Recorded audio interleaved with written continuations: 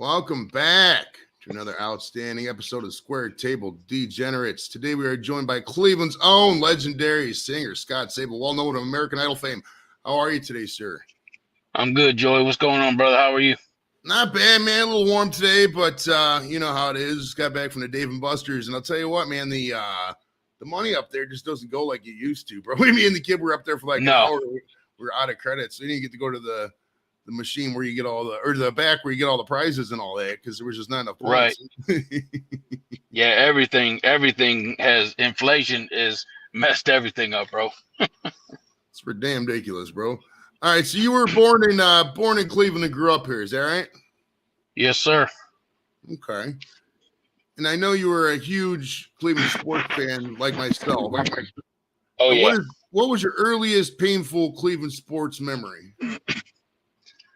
My earliest painful Cleveland sports memory was the fumble. Okay, I remember the fumble. Oh, yeah. You remember and the drive? You remember the drive too? Okay. Man, heartbreaking, like terribly. Dude, you're 9. We're 9 or 10. I think about the same age as you, born in '76. And like you watching that, and you just look around and you see grown ass adults cry. And this is like your formative years. You know what I mean? Right. That just sets the stage for what Cleveland's like for those of you who ain't from this area. Like Cleveland is, it just, you think you're going to get to the point and then just disappointment, man. It just falls over. Man. And I tell people that Cavs championship was cool, but let the Browns win a Super Bowl. This whole city's going to shut down, period. Oh, you ain't lying. Oh, no comparison, bro. None. And who are your favorite players, Browns players from the 80s? Who was some of your back then? We're talking about like Webster Slaughter, Ozzie Newsome, Clay Matthews. Man, some obviously Ernest Biner. I think I liked him a little more than Kevin. Obviously Bernie, even though he wasn't the most agile quarterback, I don't think we've had a great one since him, man. Honestly, I think everyone has just been come and go, but I think Bernie's our best quarterback to date, in my opinion. Isn't that wild? We're kind of a little old to remember Brian Sipe, or you're a little young to remember Brian Sipe, but in our lifetime, I remember number 17. Yep. But it's wild to think that Bernie is the most successful quarterback in the past 4 years. And we got to be real. I mean, I love Bernie. Hell, I got a picture of him hanging up in the studio, but he wasn't, he was a little bit above mediocre, above average in some seasons. Yeah. It wasn't like, it's not like the guy was Joe Montana, bro. No, but for Cleveland, he was, he I don't know, man. I mean, when you think of guys that came along like Tim Couch or Johnny, who else? Just a number of quarterbacks that have came through here, man. They've come and go and haven't, most, some diehard Browns fans, from the early days are probably, if you ask them about a quarterback, Bernie's probably going to be mentioned more the first time than most, Oh yeah, we had hope for Baker, but that fell through. Well, this is a good question. Yeah. I was at this game. I don't know if you were. Do you remember the Bottlegate game in 2001? Were you at that game? I wasn't. I wasn't at the game. Now, did you get to go to any games at the old stadium? Did you back then? Did you remember? Do you have any fond memories of that? Did you get to go at all? Not football games. I went to quite a few Indians games. Okay. But no football games. But yeah, that yeah, it's cool if you if you want to see it, all you gotta do is pull up Major League. Right. And watch the movie, You're $3, you get a whole section of yourself back in the day. Now Blake, I was at that game, and I'm not gonna lie, to this day, this is back when I used to drink. I still don't remember if I threw a bottle or not. Part of me says I did. Part of me says I didn't, but I was really drunk and I ran up a couple times. So I literally don't know. And I've watched the footage. Like because there's hours of footage on YouTube and I still couldn't find me in the stands. I was in the dog pound that game. And to this day, I do not remember if I did or not. If I get one of those clips, there was a lot of a lot of recyclables on the field. If you go to a game now and you wonder why they take the cap off, it was because of the Browns fans in 01. Like if you get one of those Budweisers or whatever, the 16 ounces, they come in with a little screw cap. They take off the cap now because that's what everybody was doing, launching the projectiles onto the field. Somebody's gonna take a barometric thing on my arm now and put it on YouTube. If I did retroactively charge it, right? All right, so you went to Shaker Heights High, is that right? Yes. All right. Did you play any sports? Sir. Did you play any sports at all in high school? I played football early in high school in my freshman year. I didn't progress any further than that. Not from lack of skill or anything. I think I was one of the kids who kind of was more interested in hanging out and, you know, doing stuff after school and hanging out with friends, and not really super interested in the you know, extracurriculars as far as sports or anything like that. I think my that was I think for freshman I played, and I think sophomore I may have helped, like, you know, something with the football team, but I didn't play past freshman year, man. I regret it, but it is what it is. But yeah, I just did freshman year. Because I was trying to figure your connection, because you were class of 95, right? Yeah, I came out in 95. Okay, because I played football at Central Catholic at freshman and sophomore year, and I remember a game up there. We played Shaker my sophomore year. Because you guys had the stadium, right? The stadium was built on the side of the school, right? It was right in the side of the school. It's kind of cool. Yeah, it's on the back of the school. Yeah, right on the same property on the oval. Yes, sir. And then I sacked this guy. The quarterback's name was Sean Malone. I'll never forget that name. He was the quarterback for Shaker. He was a sophomore too. And the play got called back because one of my buddies, Steve Cotton, had a pass interference play in the secondary. That was the only good play, like really banger play I had in my high school football career, and it was ruined. Right. All in that field. Yeah. So it's kind of fun. You're probably there in some capacity. That's kind of awesome. Now, do you remember like Malcolm Sims and them basketball teams? How awesome were those guys, right? Oh yeah. Malcolm, man, he if it wasn't for injuries, man, he may have played a few years in the pros, man. He was definitely, I think, when it back then with Shaker, I think he was the best ball player they saw in the early 90s, or even, you know, through the 90s, man, because we had some great players, man, some great athletes, but I don't think anybody, as far as football or basketball goes, nobody above Malcolm at the time, man. He was phenomenal. I had so much hopes for him when he went to Indiana. I was like, oh, it's awesome. He's a local kid going to Indiana, and then he just got caught in the mix and everything. Bobby Knight was still there and ended up coming back to CSU. I don't know what happened to him after that, but yeah, he was what a great player back then, man. Yeah, man. I think he had some I think he got started having some issues with his knee, if I remember correctly, because I saw him post high school. I think he was playing on a semi-pro team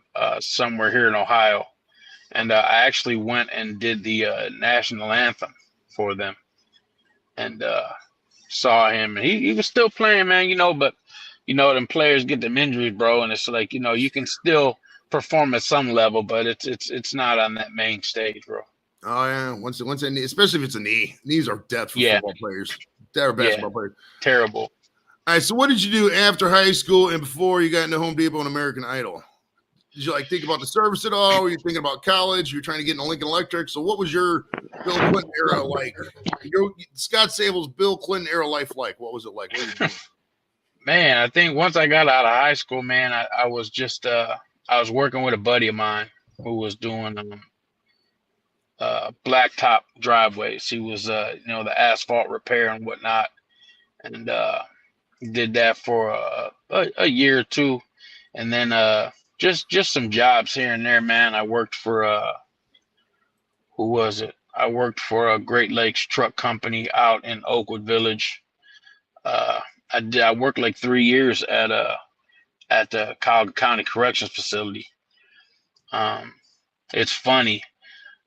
Post idle, from time to time I'll see an inmate that remembers me as a CO, and you know, the inmates, it doesn't matter what your name was. I was, hey, CO.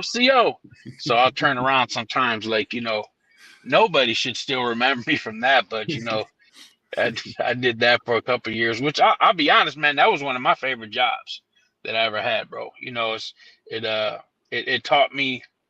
I really learned about respect in that place, for people who other folks look down on. It taught me to, you know, we all got past, man. We all got histories, and of not so perfect things, man. And it just taught me to look at people the way I would want people to look at me. You know what I mean? Oh yeah, And then yeah, go ahead. no, I was just gonna say, and then from there on, I think not too long from there, I wound up at the Home Depot where my supervisor was like, "Man, why did you ever go try for Idol?" And I'm like, "Man, the age limit was always too. I was never young enough." Right. And they was like, "Yeah, they raised the age limit this year." So I'm like, "Well, maybe we'll just go down there and try out and see what happens." All right. So prior to all the stuff taking off, what was your music life like? I mean, I've seen any other reviews you were just like singing in the aisles of Home Depot or maybe like that. Did you like singing in a church choir? Did you have any kind of formal training at all? You just singing in the shower? What was that all about? Yeah, I sang in the shower a lot, but yeah, I sang in what was it, 2004? So I actually was singing in a church, on the church praise team at the time, man. And I had sang in a high school choir. I actually got it sounds strange, but I got kicked out of choir in high school because I was working at the time and I wasn't able to make every performance, and those, your grades are based on all those performances. So the teacher was like, or the choir director was like, there's really no other option for you but to drop out. And I was bummed, obviously, man, but I'm young at the time, so I'm working, I'm trying to make my money and do what I got to do to just look at obviously in school I'm looking at the smaller picture and not really looking at things beyond. But yeah, I did a high school choir, a church choir. Never really did too much performing outside of that. Once in a while I had like a few songs that I recorded with a producer here in Cleveland. He's a producer and a DJ. And that was back then. I was the first time I met the Rude Boys in 90. I want to say it was 94. This was right when their fame. They're right at the height of their fame, man. I recorded a few songs with him and Larry Bingo Marcus from the Rude Boys. Rest in peace. He actually was the vocal arranger for me with these songs that I was doing with Edward Fatty Banks, who's a DJ in Cleveland, and we worked out of a studio off of Buckeye. The guy's name was EQ. He had a studio in his basement. A lot of local artists recorded out of his basement, man. So I had some recording experience prior to, but as far as performing, it really just extended to school choir or church choir, honestly. Okay. Now, as we talked about earlier, you did work at the Cleveland Heights Home Depot right before you started here. Now, is there anybody who still works there now that was there when you were there? And when you tried out for the show, did you quit at some point? Did you just come to leave, or what was the inflection point? How did that part work out? Back then, I think I went the audition, or the initial audition, I want to say was like in August of in August of 2004. And I was still working at Home Depot at the time, and we went and did the audition. Obviously got through, had the few preliminary rounds still here in Cleveland.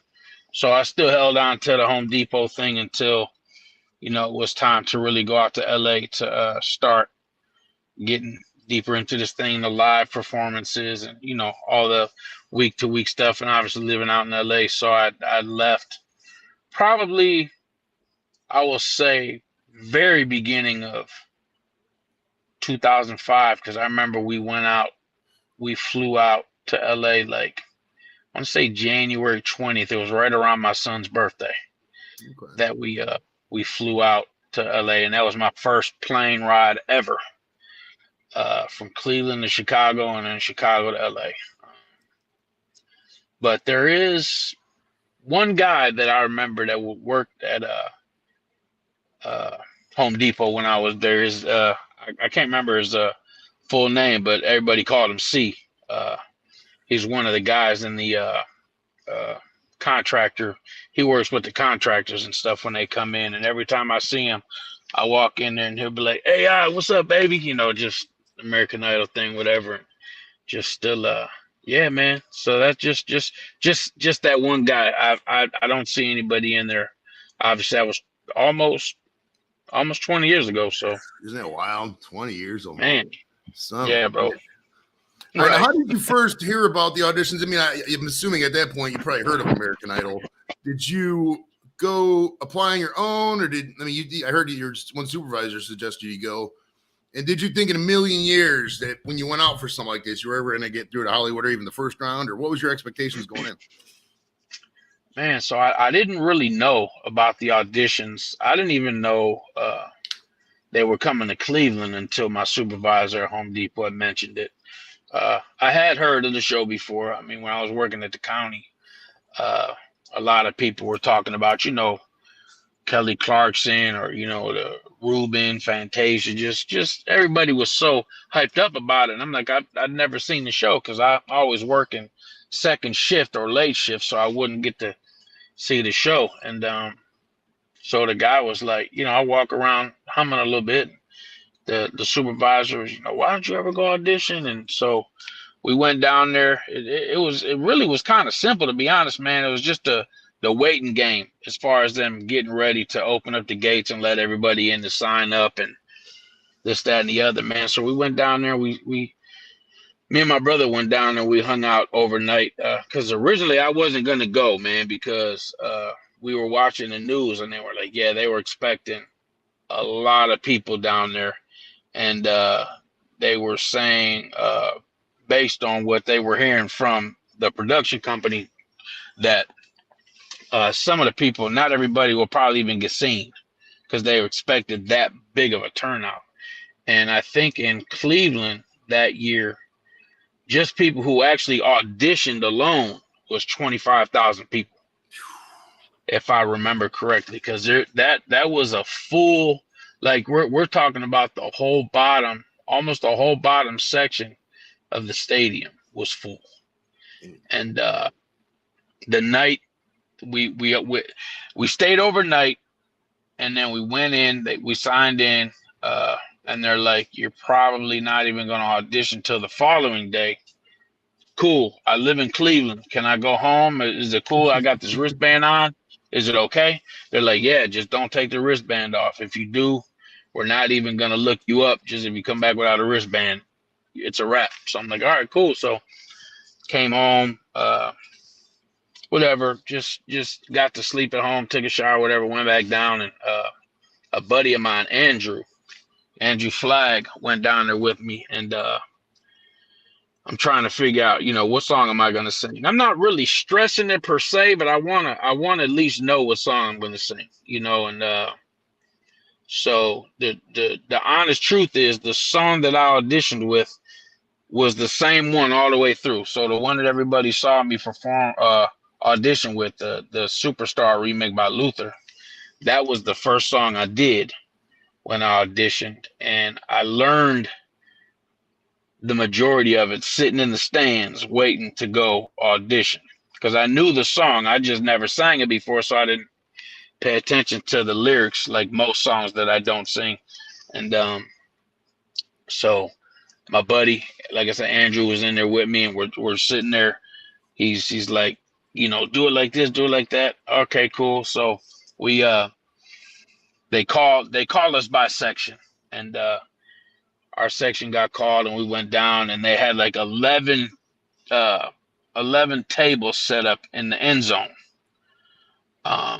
And they would have 3 lines at each table. So it was like 33 people stepping up at any given time. And so I stepped up. It was me, I remember it was me and there was a younger lady on each side of me. Uh, the one sang, then she sang, and then the guy looked at me. He's like, "All right, what's your name? And what are you gonna sing for us?" I'm like, my name's Scott Savol. I'm gonna sing "Superstar" by Luther Vandross." And he gave me this look like, "Yeah, right. Sing the song. Let me cut your wristband, and all you guys can go," because them two girls didn't make it either. So I started singing, and each table on the side of me got quiet too, and they started paying attention. And this guy was looking at me like jaw dropped, like what? They weren't expecting it to come out like that, man. And which I still keep in touch with that guy to this day.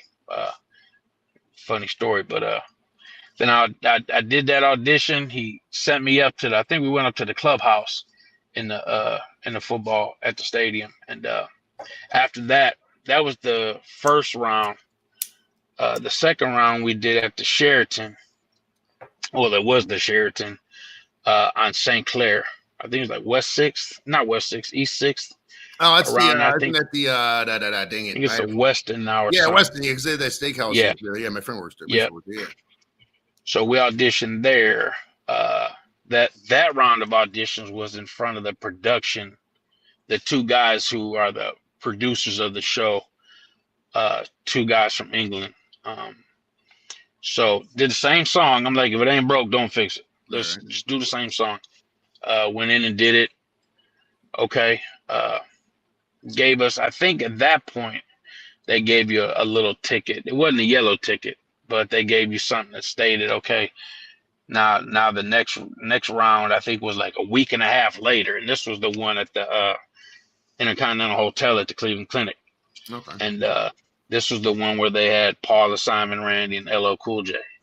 And went and did that one. And obviously everybody knows how that one went. It was, I can still kind of remember it. I can still see myself in that room and the interaction that's going on with everybody. Cause I'm like, I know Simon is a dick, you know what I'm saying? And not in a respectful way though. I mean, Simon is probably the most, out of all the judges they've ever had, Simon is probably one of the most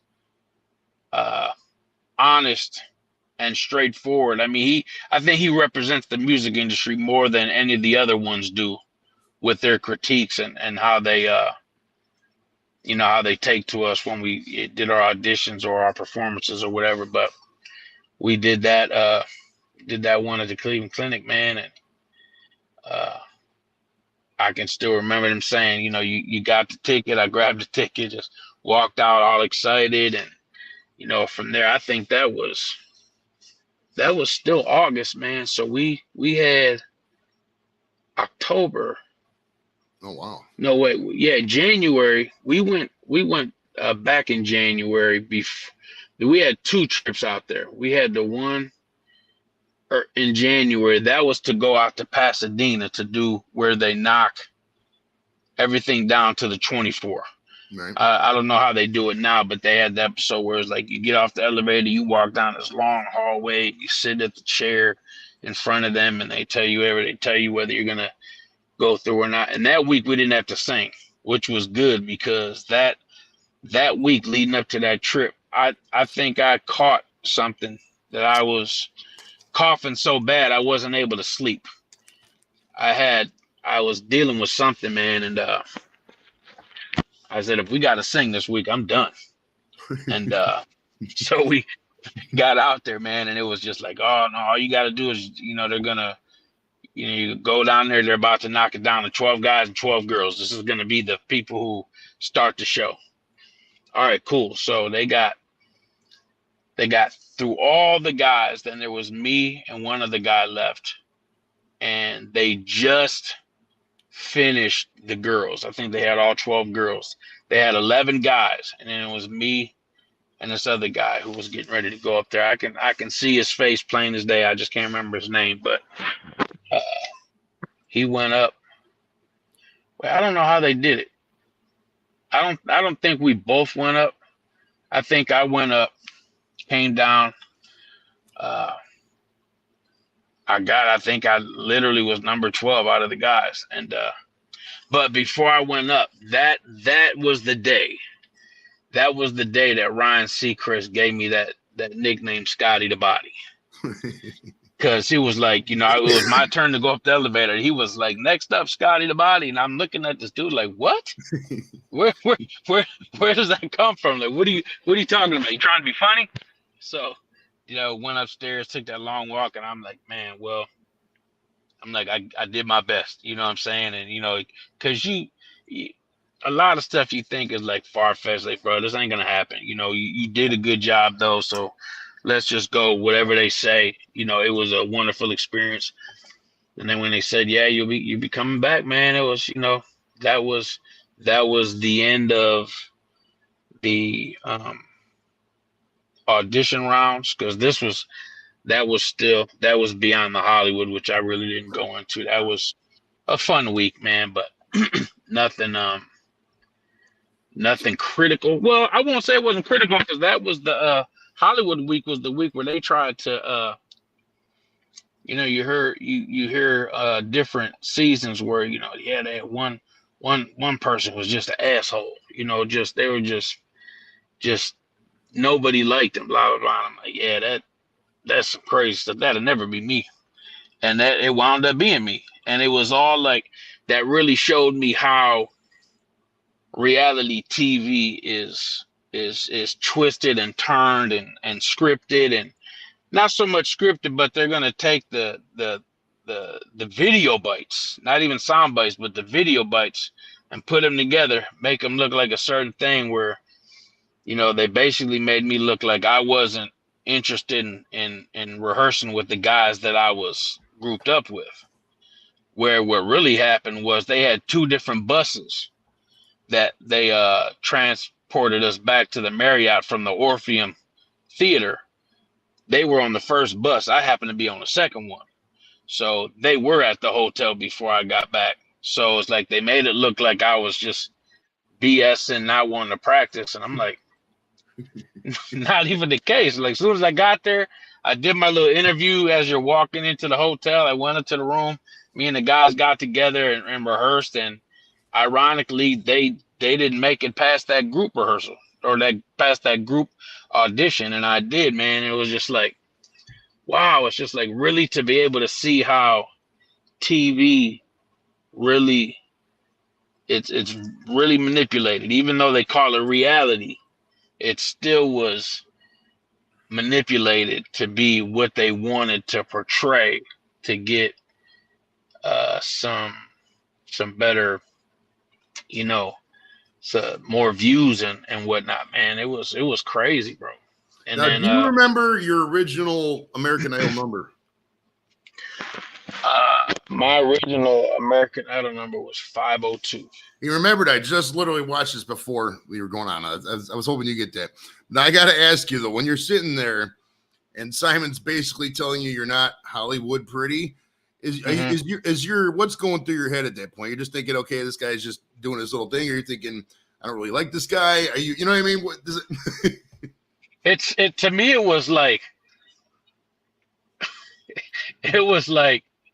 I knew I could sing, man. Like, I knew I could sing, and just knowing different artists that I've seen throughout my life. There's some people who sing better than they look, some people who look better than they sing. And I get it. I wasn't in there trying to be no GQ model, but I think for me it was just like, honestly, I was like, dude, I don't care, about what you think I look like, bro. Like, I've seen previous contestants. I'm not in the bottom of the barrel, so it was just like, I see this as you. I see what we're gonna do here, me and you. And I'm like, but it was like, once they asked LL Cool J and he was talking and he kind of 86'd all that stuff Simon was talking about, and said what he said about, looks being, more than they really should be paid attention to. And, his little blah, blah, blah thing he said, he's like, and I just want to give America the opportunity to decide. And, I think that was the deciding factor in what gave me the go ahead, because I know I had 3 yeses. Simon never said a yes or a no. He just was the last person that said, "Well, you're going to Hollywood." So I don't think his vote would have mattered either way. But I think that little monologue that LL gave kind of gave the push for the go ahead to send him on. Now, is that like a relief once you're at LL talking? You're like, okay, I got the job. You're thinking inside, and then because you get outside that room, you just explode like the Indians just won the World Series. I mean, so was that like a complete 180 of emotions? Did you kind of think you were good to go? I mean, what was the deal there? It's never. I've like I said, I never saw the show prior to, but you see clips and videos and stuff, and to kind of, and to have seen other artists who I know personally who auditioned, who sang better than a lot of the people who made it to the show. It's like you just never know. It really is a whole marketing thing and not just a voice. So, I mean, you never know what they're thinking, what they're looking at, how they're, what their interpretation is, what their perception of you is. So it's like you just don't know what's in their mind, but you're just hoping, like, bro, let me at least just let my voice speak for itself, and then we can worry about everything else later. Right. So a little bit of nerves, but I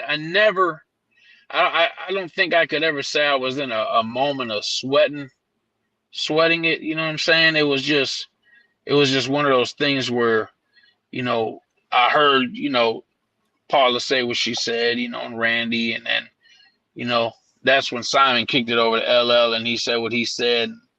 I was like, when he said what he said, I kind of felt like, what, bro, it's, you might be going through, and so they voted. He said yes, yes, yes, and then Simon said, well, you can tell your dad you proved him wrong, you're going to Hollywood, whatever. So it was exciting. It was relief. I knew that we still had that whole Hollywood week to go, which still you could still get cut and still not make it to the show. So it was like, still got work to do, man. But it was a relief to at least, get to that point where I got my ticket.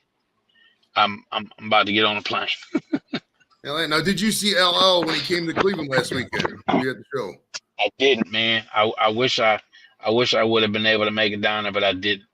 It was a long show. Me and a couple buddies went because I got tickets off VetTix, and it was a good show. It was I'm not gonna say it was long. It's hard for me to do shows because everybody's standing up and jamming, and just my feet just ain't what they used to be, man. It's right. I'll take a couple breaks. I think we actually cut out before I guess it was like 11 o'clock, and we had both taken me and my one buddy both took an edible because I make cookies all the time, and we were just sitting there. Yeah, I was kind of falling asleep in the middle of the rock couch. So yeah, I'm ready to go if you are, brother. And that's man, like you said, man, we're older than a lot. You get age every year, man, and it takes an effect. I mean, it's taking an effect on me, man. But it's still gotta push on through it while you can, man. It is what it is. Now, did you get any funny stories like when you actually were in the stadium waiting in line where like people talking shit like, oh yeah, I'm guaranteed to do this, and you make it past the first judge or anything like that? Yeah, I do remember. I don't remember specifically what it was, but I know there was a couple people in front of me who, I wasn't going to blow my voice by singing in line trying to show off for everybody. It was a lot of people doing that. And there was this one guy that was, he really was like talking cash money, bro, like just really like he was going to win the whole thing, bro. And when he started singing, it was just like you wonder where some people got their courage from. Like clearly nobody told you could sing. I mean, because unless you were part of a group or around people who were just tone deaf, and you just singing all like kind of crazy, man. And it was just to hear people they just started like going off on this dude, just like making fun of him and this, that, and the other, he still was like, he wasn't trying to hear it. He knew what he was gonna do, man. And I was just like, I'm looking at my brother like, is this dude serious, bro? Like, listen to him. My brother was like, man, fuck, that dude ain't making nothing. And I'm pretty sure he didn't make it through, man. But it was just a lot of the thing I thought was funny in a way where I'm like, I can't believe these people was just all the like, y'all out here trying to really, really, really show out for all these other people that you are supposed to be competing against, and you about to lose your voice. And there were some people who actually couldn't really audition at, in the long run because they were out there singing so much and, blew their voices out, man. And I was like, I'm not about to do that. All right. Did once you got to Hollywood in the top 12, did the vibe change for you a little bit? Or was it just kind of the same until, the show ended type deal? I think once we got to the live show, man, that was, and I don't know if many people know, but the first 3 weeks actually weren't live. Like, they were supposed to be, but like the Tuesday show got recorded on Monday, and then the results show got recorded on Tuesday. No, wait, it got recorded on. How did they do it? Because I just know it wasn't done live.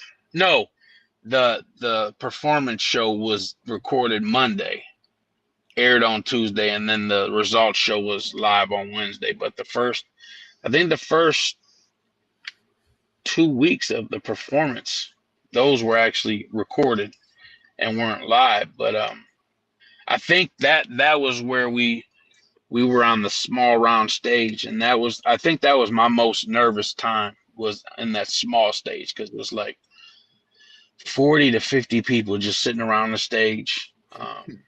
They're right up on you, bro. So it's like, my thing is, in bigger crowds, even if there's people in front of me, there's people like 20, 30 rows back that you can't even see because they're in the dark based on what you can see. So at those points, I don't really pay attention to them because I can't see them. So my mind mentally tells me none of them really are anything for you to concern yourself with. Just sing. But when you got everybody that you can see looking at you, it's a little nerve wracking. But I think once it got to that point, though, man, I think it really settled in, man, that this thing is legit. I really have a great chance of at least getting something out of this. And so yeah, between the Hollywood week and then coming back home and then going back out there for the show to start, I think it really settled in. Like, all of that was fun, but now it's business time. Now it's time to really settle in and get to work, man. Who was the biggest partier out of that top 12 group? Did they party at all? There was some partying, yeah. I would say the biggest partiers were the two rockers, and not wildly, but they had more of a they were known to, kind of let people know where we were, and just kind of get people hanging out. Nothing excessive, nothing out of hand, but I guess people are like, man, bro, we're out in LA, man. We're gonna, right? We're gonna live it up, and I'm like, that's cool. I'm a big introvert, bro. So like, people don't know that about me because they'll see me out, I'm interacting with people, I'm talking this, that, and the other, but like deep down inside, like I'm a big, like, let me just sit at the house, and just do my thing by myself. And so I really wasn't a big partier per se, but when it came to everybody else, there was a couple people who kind of were like me, not so much internal, but were like, let's just go, if they want to party, we can go find somewhere, let's go sit down, have have a little drink, something to eat, something, kind of out of the way, nothing too loud and uh, noticeable. We had security with us everywhere we went, so it never was a problem with that. But yeah, I would say Constantine. I think he was one of the biggest party guys, attention seekers. Bo just like to have fun, man. I don't know if he was so much a partier, but man, I think the more people around him, I think he just had fun, man. And yeah, I would say it was just that. And Nico, he partied a little bit too, man. But I think overall it wasn't really a party bunch, man, because um at that point they had raised the age limit up to like 29. So I think half the people were, in their later 20s. I think that a few of us already had kids, bro. So it was like it wasn't wild style. We like weren't out there like just living free and just throwing caution against the wind, man. It was like it's still out. It's still business, man. We still got something we need to do, and we need to focus. And there was time for fun, but yeah, I think for the most part, everybody was like, let's dial in and just do what we got to do, man. Now, besides yourself, did you get the feeling after a while that Bo and Carrie were going to be towards the end, or did you get a feeling that, this guy is going to get more votes, this guy, you know what I mean? And back then, and did that change week to week? Back then it was texting via singular wireless. Rest in peace. I think they are AT&T now. On a scale of 1 to 10, or no, a scale of 1 to 100, this is a crazy question, so follow me on this. With 1 being completely rigged and 100 being completely accurate vote total, what number would you give the 2004-2005 American Idol voting system? 1 being completely rigged and 100 being completely legit. Honest, totally above board, yeah. To be generous, I'll probably say 15. Okay. Because my mom, when we were out there and they came out to a couple of the shows, and my mom said, she talked to one of the ladies and was like, I figured out how you guys do it. Everybody's got phone lines, but some people got more than others. Some people got more lines to call into. And she was like, we'll call in for my son and it'll be busy. We'll call in whatever. We can call in to Carrie and it goes right through. Or we can call in for Bo and it goes right through. So obviously my mom's like putting 2 and 2 together. So like if you can get through for them, that means they got more open lines. And which whatever. I mean, but yeah, I think they knew they had already had a pop rock. I think Kelly Clarkson was kind of like pop with a little bit of rock mixed in it. Then they had Ruben and Fantasia, R&B, soul. So I really think once they saw what they had, I really think they made up their mind about having a country artist win. And I'll be honest, man, I just knew Bo won. I just knew it. And people, they're I don't know if you can still see it, but there's somebody said there was a clip from the show where they were, rolling the credits and that everybody's mic hadn't been cut off yet. And I was like, bro, you won that shit, man. I don't care what they say. And but the funny thing was that people that we knew because we were there and we got to talk to each other, but Carrie didn't want to do country music. She said her favorite week that we performed was the week that she did the Alone by Heart.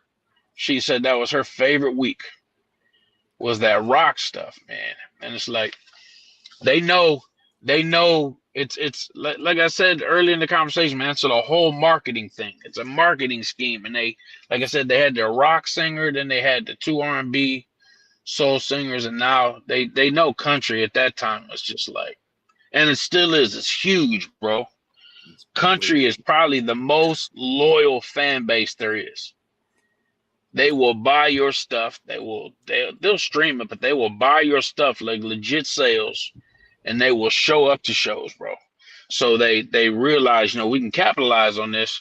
So, and then there was some stuff. There was a lot of stuff online, man, where we saw they had a lot of news boards and stuff for American Idol back then, and there was a few posts that we saw where they were saying that they already knew who won.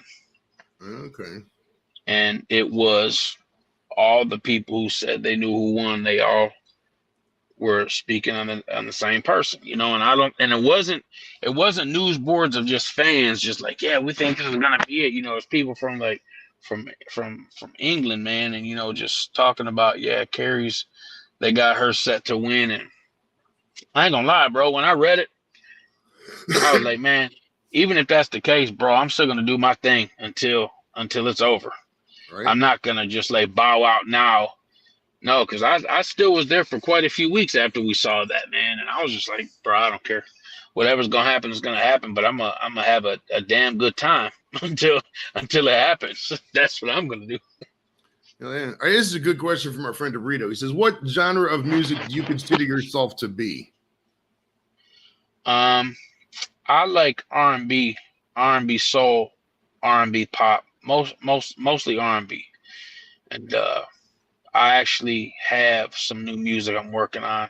I'm actually producing for a few people that I know as well, man. So, but as far as my music, I would say R&B would if I had to just narrow it down, I'll say like R&B pop, kind of like but not like today's R&B. I'm like 90s right, type of stuff. Yeah. So, probably, I would say that. I'll try to sing anything, man, and I'll do my best with it. But I think my comfort zone and my where I really dial into it is R&B. Okay. Now, of all the songs you sang on live TV, do you have a favorite? And was there any song you regretted picking? I think my favorite was I think my favorite was Against All Odds, man, and that was my favorite, and I'm going to tell you a story about that as soon as I tell you my least favorite. I think my least favorite was the Show Tunes week where I sang the Man of La Mancha song that Luther did. That was my least favorite. I don't know what my other options were that week, but that was one that I was really encouraged to sing. But the reason why the Phil Collins song was my favorite, that was the number ones week, and they gave us our CDs. Back then they still had CDs. So we're listening to them. They're like, I think we had, this was a Thursday, and we had like 3 days to pick our song. And so I'm going through the songs. I'm flipping. I'm not really hearing anything I like. Flipping. And hit next, and then all I hear is, so I'm like, I know the song. So I'm like, let me listen. So I'm listening. I'm listening to the words. Never really paid attention to the words until I started listening to it for the competition. And my grandmother died in 97. And that was, as a man, that was the first time I could ever remember seeing my father cry. And so I'm listening to the song and I'm thinking about it. I'm listening to the words and just thinking back on how I saw my father at the hospital the day his mom passed. And I literally, bro, like, this is not an exaggeration. I think I listened to that song on repeat for about 4 hours, just over and over and over. And I'm just like, this has, I don't have to listen to anything else. This is it. And I mean, it wound up being the song that I recorded for the album. So I think I did something right by picking that. But yeah, my least favorite one was the one from the Show Tunes week. I would probably say, I mean, I'm not going to judge your performances, but all the genres, show tunes week and country week would probably be my least favorite as well. I'm just not a big country fan. I mean, we're for Cleveland, dude. It's rock and roll, R&B, and rap. What do you want me to say? Right. You know, that really sums it up for Cleveland, man. If American Idol was on now and you were on it, and they did songs of the 2000s and the songs of the 2010s, what songs would you pick? Man, songs of 2000. I'm so bad because I don't really listen to a lot of new stuff. Man, I would say without giving a specific song, I'd probably say I would go with something from like Usher. In 2010, I don't know, man, because I think Chris Brown has some good stuff too, man. Chris Brown, even though he's had his his issues and stuff in his personal life, man. I think Chris Brown and Usher had probably some of the best music coming through these last 2 decades, man. So I probably would pull something from Usher and something from Chris Brown. I probably would do that from Usher. Yeah, I can't think of anything off the top of my head song wise, but I think I would do like Usher or Chris Brown. Some of their slower stuff. Now, obviously, I'm not gonna be able to dance it, but I'll probably do one of the slower joints. Right. How embraced by Cleveland did you feel after the competition and whatnot? And did you ever get to sing the national anthem at a local sporting event like Browns, Indians, Cavs, Ohio State, something like that? I wasn't really. Cleveland really didn't embrace me like you would think somebody would get from their hometown. I'm not saying that I didn't get support or get love from them, but like the freaking mayor of Cleveland. I'm born in Cleveland. I might have lived in Shaker, but the mayor of Cleveland actually they wanted to do a proclamation for what a certain day to be like Scott Savol Day, and the mayor was like, no, he don't live in Cleveland. Like, for real? Okay, cool. It wound up happening later on though when Frank Jackson got in the office, but okay. Wait, was that Jane Campbell? Didn't she go to Shaker Heights High too? Yeah. Okay. Yeah. And as far as man, what was the other part of the question? Let me go back here. Oh, did you ever get to sing the national anthem in like a Browns, Indians, Cavs game like that? I did. I think I sang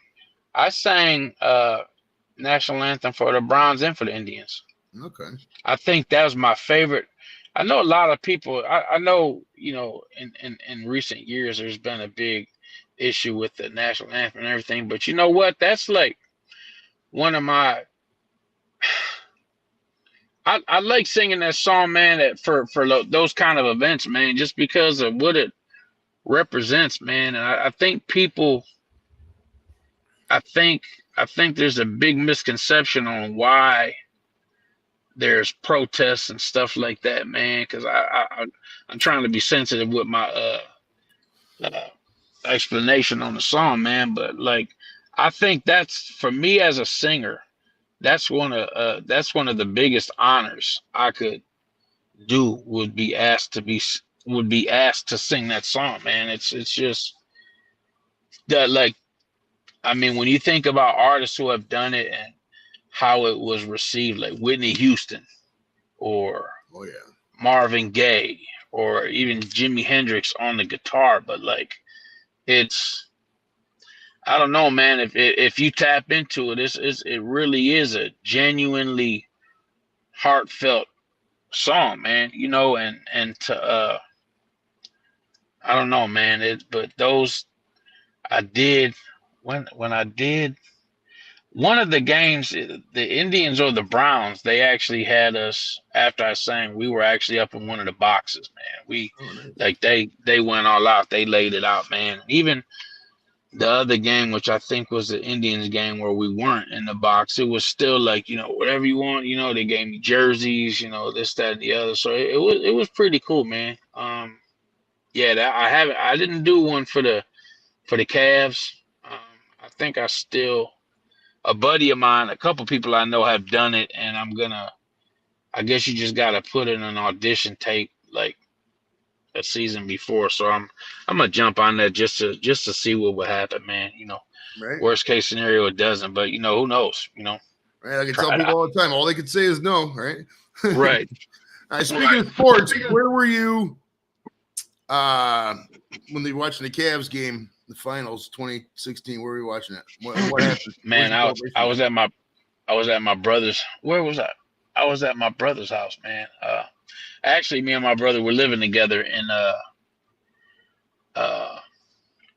in Cleveland, just on not Euclid, on Green Road, going down off Euclid. We were in there watching it, man, and I was just like, bro, it's not gonna happen. This is Cleveland, bro. It's something's gonna happen. They're gonna botch it. It's not gonna happen, man. I'm not even gonna get my hopes up, man. And when Kyrie hit that shot and just kind of closed it in, and I'm like, okay, so who was it? Was I can't remember who it was on the Warriors who got the ball and took that last shot, but I just Draymond, remember. And then Draymond, they blame LeBron. I think it was. Yeah. Well, it was somebody shot from the outside, and I remember LeBron kind of boxing somebody out and kind of looking up at the ball, and the clock expired, and they missed a shot, and it was just like, man, like what did they say? The drought is over. Like Cleveland has a legit sporting championship, man, and I will never downplay the fact that happened. But like I said, let that Super Bowl championship come to Cleveland, man. You'll see a whole nother level of celebrating. Hell yeah. Whole nother level. Now, are you a WWE fan, a wrestling fan? Yes, man, for my whole life, bro. Okay. What was the earliest WrestleMania you remember watching live? Oh, Hulk Hogan and Mr. T. Oh, so you watched we watched okay. I've seen, even though I can't remember them specifically, but I know I've watched every WrestleMania. I've never been to one in person, obviously, but every year, whether it was on pay-per-view or now, with the whole streaming, every year, bro. Every year I'm on it, man. I don't care. That Sunday, WrestleMania Sunday, no. Worst case scenario is I'm going to church, coming home, and watching wrestling. No, that's every year. And I'll be watching it. Where are they at? Philly next year? Yeah, it's in Philly, I believe. Yeah, I'll be watching it next year too, bro. And it's not as exciting to me as it used to be. It's still exciting, but I mean, you don't have like Hulk Hogan no more, and you just don't have those larger than life figures anymore, like Hogan, Andre the Giant, Big John Studd, King Kong Bundy, Junkyard Dog, Sergeant Slaughter. Like, you don't have. I mean, you got entertainers now, but you don't really have those big, like, just bruiser, like, beat them up. Yeah, like, it's just, It's not like it used to be. It just used to be about the wrestling back then. Now it's. I tell people, man, it's my male soap opera. That's what it is. Oh yeah, that's what it is. Oh yeah. Now, if you had a wrestling gimmick and you were a wrestler, what would your gimmick be? Man, I don't even know, bro. It probably would have something to do with singing. I don't know off the top of my head what it would be, but it would probably be some flashy, glitzy kind of, and I'd probably have I don't know, my manager or whoever would probably like be portraying like a DJ or something, or somebody who is in music too, man. That's probably what I would be doing. Hell yeah. Now, did you have any auditions or gigs that you turned down and then later regretted doing so? No, I don't. I think everything that I've done, man, I did from 2014 to 2017. I sang with a band in Cleveland who did a lot of private events, weddings, and stuff, man. And it was that was my experience of being able to really sing with a full band. I think they had 3 singers, and then they had like they had a whole like piano player, bass, guitar, drums, 3-piece horn section. I mean, we had a legit band, man. And over the years between then and now as well, I've done some acting, which I actually have a play that I'm in right now that the guy who wrote it, the play's called Unforgettable. It's about a woman who gets Alzheimer's. And the guy's name is Gary Davis. He's a playwright out of North Carolina. He just signed a 3-year deal with the Alzheimer's Association to do this play around the country. And there might even be some overseas opportunities with it as well, man. So I don't think I've ever turned anything down unless I really felt it was not going to represent me in a good light, you know, because it's still at the end of the day, if my name is connected to it, I still want to maintain some type of dignity with my name and what I've done. You know, I don't want to just look like a desperate dude who just will do anything just to be doing what he does. You know, I love to sing, man, but I'm not about to just do anything that somebody says, here, man, do this. You know, it's music. Yeah, but is it good? That's the thing. Is it good? Is it good? Right. It's like that with me. It's like, so I want to do a show with Joey. So what do you do? It's like, oh, I'm a video gamer. It's like, well, there's nothing there, bro. You know right. Now, MGK, Machine Gun Kelly, also went to Shaker Heights High School. Obviously, different total time here. Now, have you ever met MGK at any points? And what are your thoughts of him? I have not. I think he's a talented dude, man. I don't think he's a great rapper. He's definitely, like I said, he's definitely got talent. I mean, he's definitely taking advantage of his career, and you know, he kind of switched over now to like singing, kind of doing the rock type of thing. And a lot of people say that was because of his beef with Eminem. That Eminem just kind of wrapped him out of the game, and he decided to start singing. But I don't know, man. I never got the opportunity to meet him. You know, I don't know him personally, but I mean, he's a talented guy. I mean, clearly he's sold records. He was signed to a major deal, man. So he's definitely another artist out of Cleveland who made it, man. So nothing but respect for him, man. Yeah. Now, what is your favorite Cleveland staple restaurant to eat? It could be anywhere really.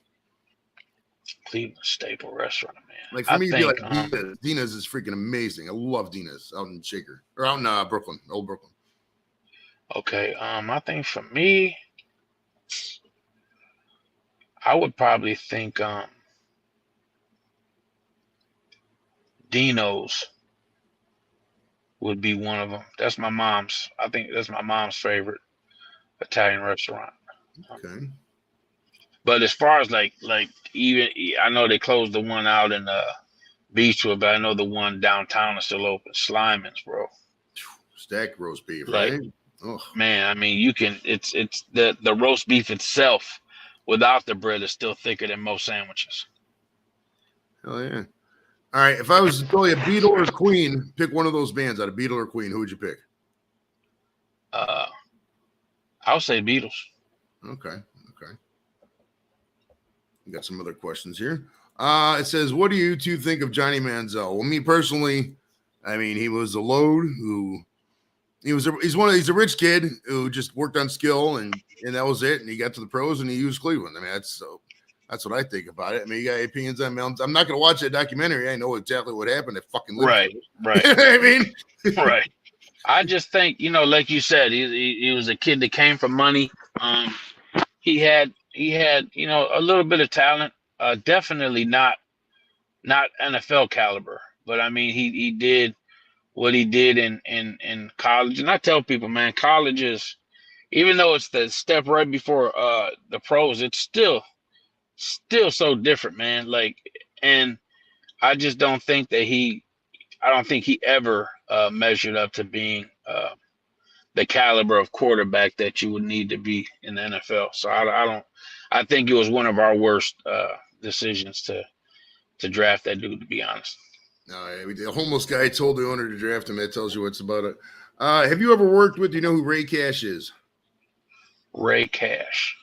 I do know who he is. I haven't worked with him. No. All right. Do you know, or did you steal the Bone Thug Street sign?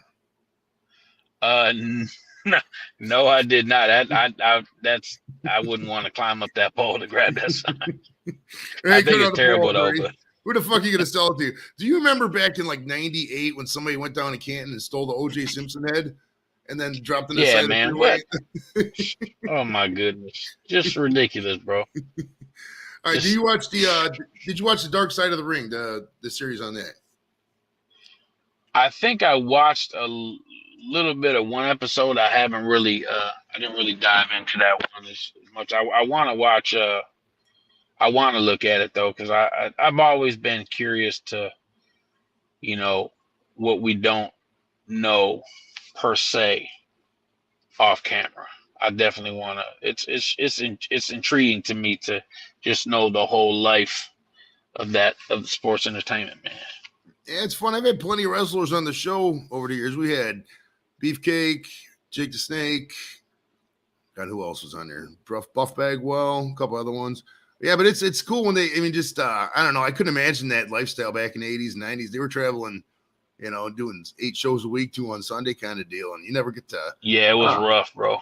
Fuck that shit, man. All right. In your opinion, who is the most famous person you've ever met? Most famous person I've ever met. I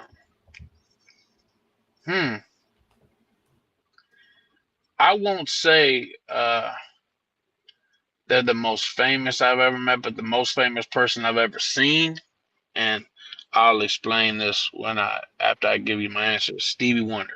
Okay. And the only reason I say I didn't meet him is because we were in the studio in LA working on one of our we did them commercials every week, so we had to record the audio of it, then go film the video, whatever. But one of the ladies, Sophia, who worked for 19 Management, was standing in the doorway of the green room where we were at the studio, and she kind of clapped her hands and like looking at me, and she's like pointing to the door. And I'm like, she's like, so I walked over, man. Like Stevie Wonder was coming down the hallway. Like this close, like he walks by, bro. And I didn't want to say anything but his handler was guiding him out, and it was just like that to me probably the most famous person I've seen in person. I just wish I would have spoke at that time, but right. All right, if you never heard of American Idol and you never did it, you never, went that route, what do you think you'd be doing now? Honestly, man, I probably would have. Years ago, I thought about going to barber college and probably be like cutting hair, maybe still something to do with music, but maybe not on any level that I'm doing it right now. Gotcha. What song would you sing right now if someone was like, I will pay you $100,000 to sing your favorite song? What song would you sing? I probably would sing a song for you, the remake that Donny Hathaway did. Okay. Now, have you ever met at all local weatherman Scott Savol? And how often, if at all, do you guys get confused? Like on just any interaction on posts or anywhere at all? I've met him. We actually had something where I was at Fox 8 one day for something. I can't remember what it was, but they actually had me like stand in for him at the weather thing, and kind of for a few seconds talk and then say something like, man, I don't know what I'm doing, man. And then he switched back out, and it was like, yeah, he the names are so close, man, that people hear it, and just to exchange the V sound for the B sound, it automatically switches your train of thought to who they're talking about. And some people say my name and they say Savol instead of Savol, It's oh, the weather guy. No, the singer. I remember there's a way I remember things. There was a show back in the day called Dear John, and I remember this one episode because the main character's name was John Lacey, and the guy's like, "Oh, I remember you because laces on your shoes, John Lacey." And I'll never forget that acronym. So when you remember how to spell your name is you're Savol because my last name begins with a V. So that's the way I remember it. That's how I remember your name. Because I'm not gonna lie, I was back and forth. I had to look it up 15 times when I was doing this because it's like so similar. Because you start typing in, Scott SAB and the SA in the the search engine, it auto populates. Yeah, You got to figure it out. It populates. Yeah. It's so close, man. So close. Now, what local venue is your favorite to perform at, and do you have a non-local or international venue that was fun at all for you to sing? A local venue that I've sang at. I think when I did mostly performing around Cleveland with that band with the private events, but we did a few weddings at the art museum over on Wade Circle, Wade Oval. Man, just everything about it, man, just visually, just the way the sound was, even though it's got a lot of open and you probably reverberate a lot, but they had the sound together, man, and just the whole vibe of it, man, just real classy, like real elegant, man, and it just was cool just to be in and just to sing, because you think it's an art museum. That's not what it's for, but when people had their weddings there and stuff, it's just like, yeah, real cool place to perform, man. That and I think I performed a couple of times with a buddy of mine at a small spot. It's called Mars Bar in on the west side in Lakewood. Okay. I think on Madison.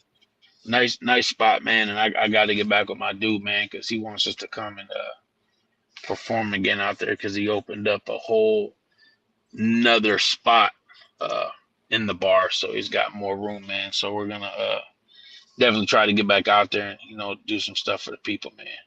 Oh yeah, +1 for the art museum, man. It's it's free to go to. If you're ever in Cleveland, it's a good spot to just go chill. You get baked. Look, there's so many titties at the art museum, dude. You go back, if you're friends with me on Facebook, go back and type in my art museum thread. I made a point. I literally took pictures of only the titties, and there's like 30 sets of titties. There's some thick statues, if you get what I'm saying, bro. But hey, I gotta ask you a question. What kind of car do you drive now? What was your favorite car that you ever drove, and have you ever had rims on any of your cars? I drive a Nissan Altima right now. I've never had rims on my car, and my favorite car that I had when I was younger. I had this when I was younger. It was a 1981 Pontiac Grand Prix. Okay. Old style with the the steel instead of this fiberglass stuff. The steel, the real bumpers on it. Just the half rag top, all blue. Yeah, man, that was my car, man. Yeah. Now, how, if at all, did the pandemic change your operations? Man, I'm gonna be honest, man. The COVID, I had COVID, and then I wound up getting the vaccine for it, and I don't know if it was COVID or the vaccine, but ever since I've had issues with my throat, and I think that's what's kind of slowed me down with releasing new music or performing a lot, because I'm still kind of working through some issues with my voice. I can still sing, but it's just I gotta go. I've been putting it off, and I know I shouldn't, but I've been putting it off about going to see a doctor, clearing my throat a lot, and I know a couple nurses who said that the vaccine was having some adverse effects on people from taking it. So I gotta go get some stuff checked out. I mean, that's not gonna stop me from putting new stuff out. I'm working on new stuff now, but Yeah, that was the worst part for me, is just that it actually started to affect my throat, and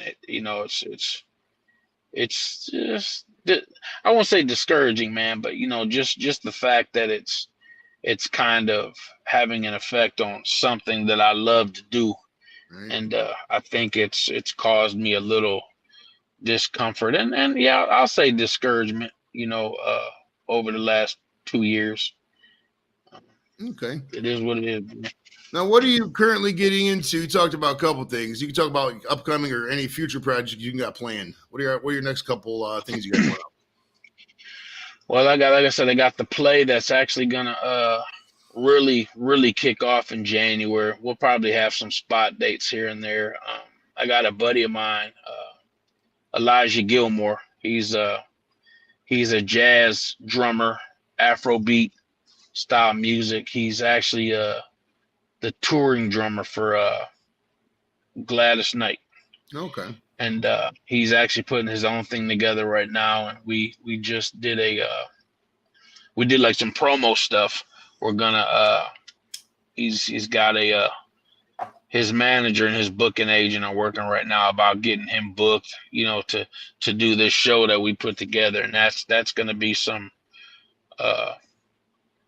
a lot of opportunities with that, because he's really he's been overseas with her so much that he has, connections and ties to people overseas. So we'll be able to do a lot of traveling with that. And when I'm not doing the play, I'll be out on the road with him. And I'm also still working on my own music. So I plan to have,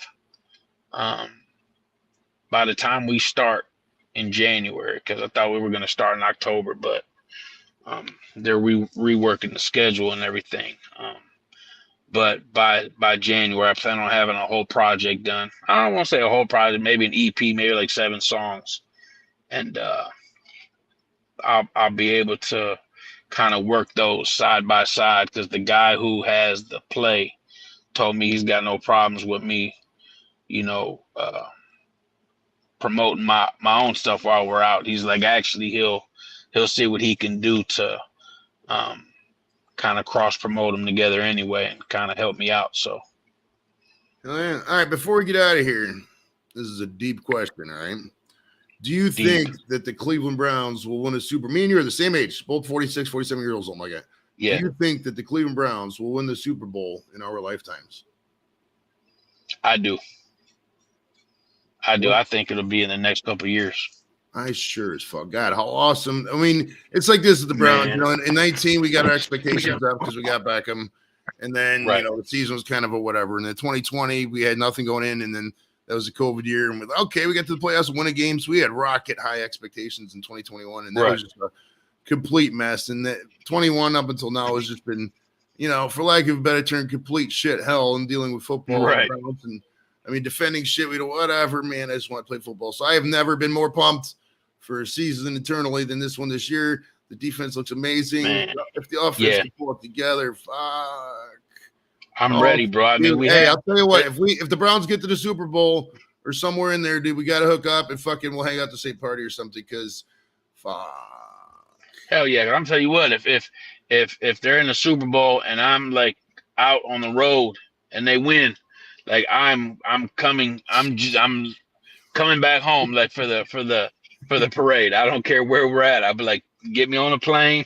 I gotta go to Cleveland. You can fly me back the next day, bro. Because I'm telling you, I swear, just like they had, I don't know how, it was quite a few blocks around that Mall C where they had the celebration for the Cavs. But I tell you, bro, literally businesses will have to shut down that day, because people are 10 times more people are going to be at that parade than they were for the Cavs. And there's going to be so.